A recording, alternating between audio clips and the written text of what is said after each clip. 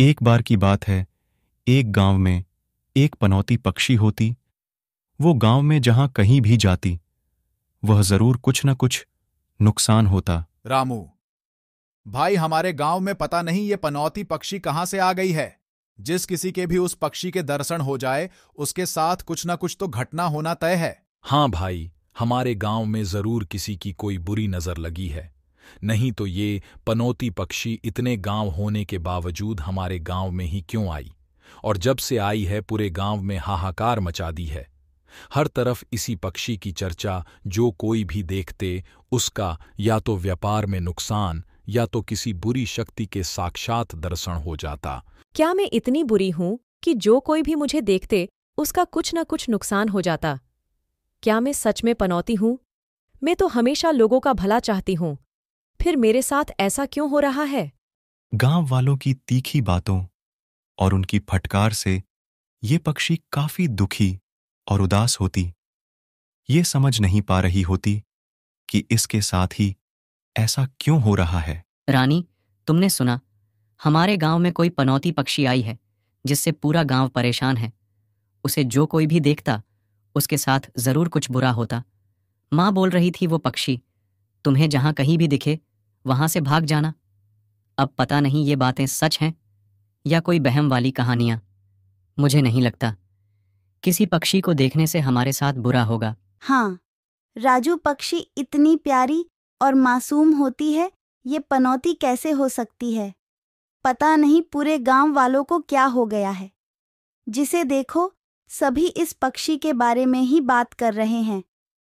क्यों ना हम खुद उस पक्षी के दर्शन करें, फिर देखते हैं हमारे साथ क्या बुरा होता है। हाँ रानी, ये सही है। इंसान के जीवन में हर रोज कुछ अच्छा होता है और कुछ बुरा। तो जो लोग गलती से बिल्ली को देख लेते हैं, उनके दिमाग में सिर्फ एक ही बात चल रही होती है कि हमने बिल्ली को देख लिया, अब हमारे साथ कुछ ना कुछ बुरा होगा। और उनके साथ कुछ भी बुरा हुआ तो उसका दोष उस बिल्ली को देंगे। उसके बाद राजू रानी उस पक्षी को देखने जाने लगते, ताकि वो ये जान सके कि ये पक्षी सही में पनौती है या इन गांव वालों का कोई बहम ये कुछ दूर गए ही होते हैं कि इन्हें वो पक्षी दिखाई देती।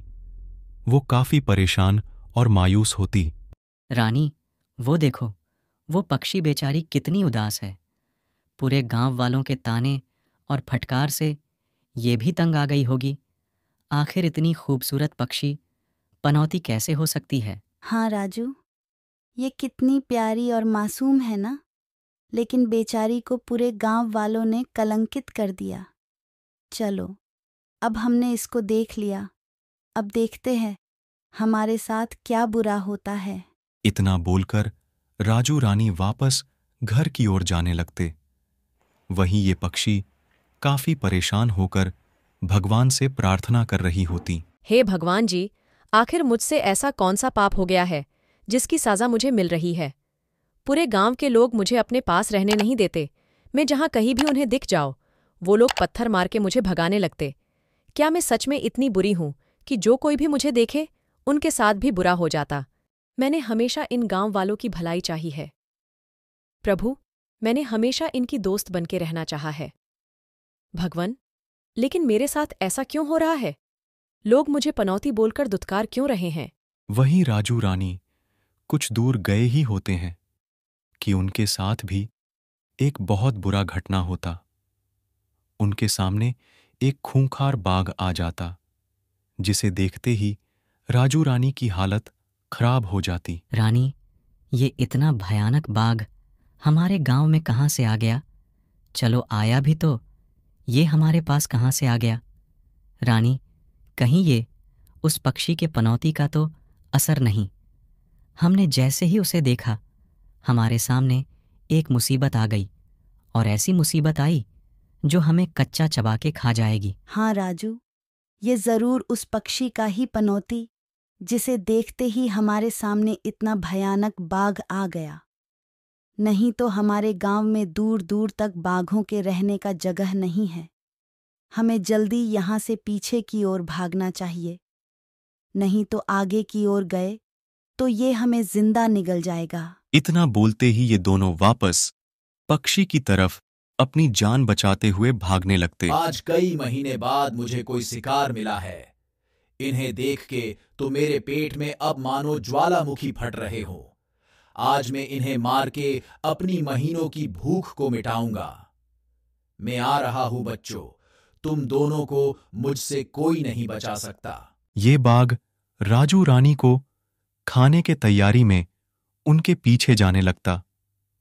वही इस पक्षी की बातें सुनकर यहां पर कुछ होता और स्वयं भगवान शिव जी आ जाते, जिसे जैसे पक्षी और राजू रानी देखते, इन लोगों को अपनी आंखों में यकीन नहीं हो रहा होता।